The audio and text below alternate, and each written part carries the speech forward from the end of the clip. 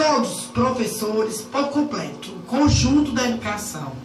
Nós temos um dinheiro que aqui já foi falado e virão advogados de Fortaleza com o processo, nos trazendo o montante e vai conversar conosco e nós vamos tomar as providências de como vai ser dividido, como isso vai, quem terá direito, como será feito nesta Assembleia.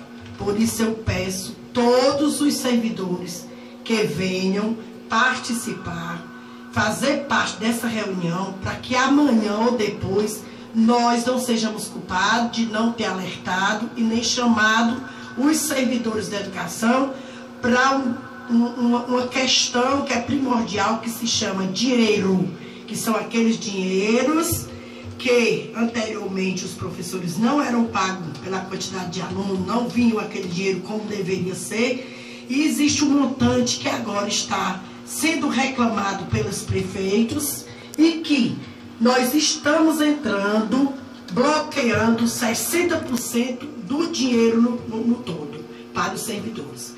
Queremos a todos presentes, clamamos que a presença dos profissionais será para nós de grande valia, pois será às 17h30 na Bioestrado, sexta-feira, dia 22.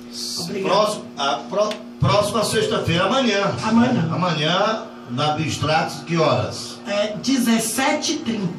Todos que são filiados ao sindicato estão filiados ou não filiados. Filiados ou não estão convidados. Ou não estão convidados. Beleza, boa sorte. E com certeza na segunda a gente traz o resumo deste encontro com o repórter flamenguista Brasil José. Valeu, Mira, um abraço. Obrigada a todos e peço a todos os profissionais que ouvirem, vão repassando aos demais, para que nós façamos uma reunião, uma assembleia de muito proveito. Um abraço a vocês da Rádio Regional e aos que ouviram também. Grande abraço, tudo de bom.